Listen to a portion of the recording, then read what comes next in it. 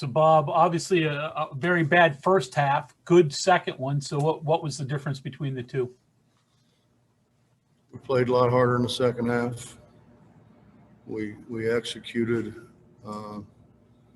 what we were running better in the second half, and we actually tried to take some things away from them defensively, and we did a better job stopping their dribble penetration in the second half. Justin Jackson. Coach, the play that Manick made, I think there was like maybe 3 minutes, 40 seconds left. It's a 2-point game, and he gets the 2 offensive rebounds that leads to the Reeves 3. How big, in your eyes, how big of a moment is that for the game? Oh, it was huge. It was huge. We tried to go a little bit bigger to prevent that, and it didn't work. You just can't continue to give your opposition as many shots as they want. Especially when you're not getting, when you're getting pretty much one and done. Ryan Pritt, go ahead. Hey, Bob, further elaborating on that just a little bit. I mean, obviously you knew with Oscar being gone, and especially with Derek in foul trouble for a lot of the game, rebounding was going to be an issue. Well, I didn't think that. Okay. I didn't think that at all. Derek has been one of the premier rebounders in the league, and they tried to rile him up and step in front of him, running down the floor and things like that to kind of get him off his game. And I think to a degree they did. I had all the confidence in the world in JB, and I said that we'll be fine because JB rebounded the ball extremely well in practice at the end of last year. And JB rebounded the ball in the game. Gabe rebounded the ball in the game. It wasn't a matter of us not being able to compete on the glass at all. Ethan Bach, go ahead. Hey, Coach, what were your thoughts on JB's play today and the decision to spread the floor out more? I thought JB played well. JB played well. We didn't do a very good job with spacing, but it was we've kind of worked on that for 2 days, but we need more time. We just didn't back cut. We didn't ball screen. We didn't use ball screens. We didn't get in the crease and draw the defense in where we could pitch it. And then for the life of me, I can't understand when a guy's open and we pass the ball to him, why they have to dribble it towards the defensive man so they can hop back. That just blows my mind. Justin Jackson.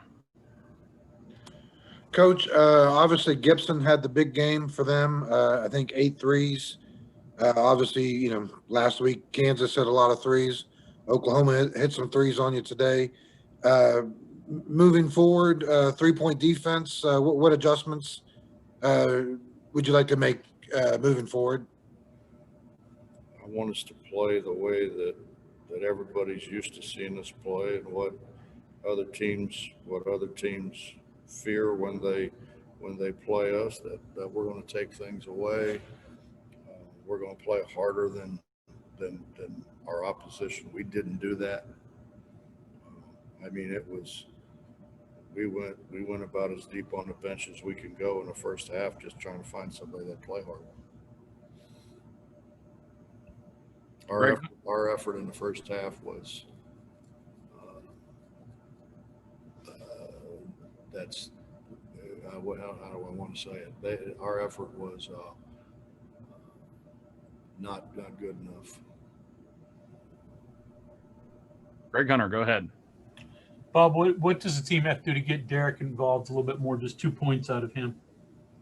I don't know if it's what they got to do or what Derek's got to do.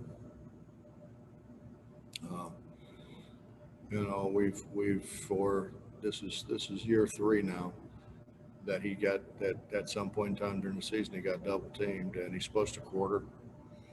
supposed to quarter, throw it to the open man, either follow the ball or if he throws it back out on the ball side, step in, seal. So now he's basically underneath the basket, and it's much easier for him to score.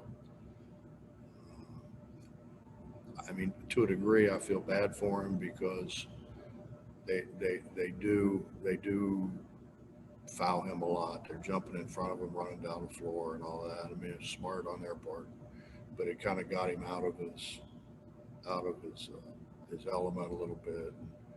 But I mean, if you're running down the floor and you have to look, constantly look at people trying to jump in front of you, he got really frustrated, and we gotta do a better job of working with him in that regard. But the reality of it is he's going to get doubled, so he's got to deal with it. I mean, all the great centers that have ever played the game have gotten doubled. You learn to deal with it. He hasn't learned to deal with it yet. Kevin Kinder. Coach, when someone is as hot as Gibson was, is there a point where you tell your defenders don't leave him even if you are in help position, or does that cause other problems that can lead to even more difficulty? Well, I know this is hard for you to believe, but I did tell them don't leave him.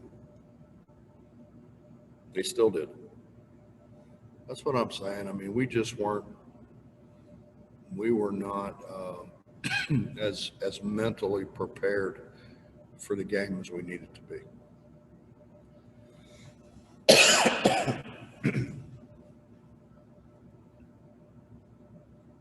Justin Jackson. Hey, sorry about that, Coach. Obviously, you guys have a quick turnaround. Oklahoma State won today. Obviously, Cunningham's a really good freshman guard there for him. Just kind of wondering what you're seeing in this quick turnaround, and going to Oklahoma State. Well, Justin, I'm a little more worried about us than I am them right now. We'll get to them, but we're not in a good place in terms of our intensity level.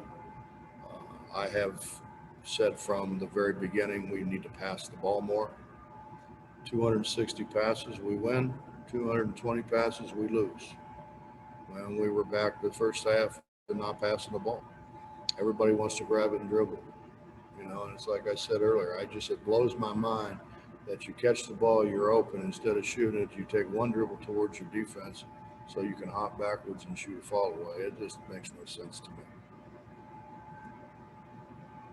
We're going to fix that.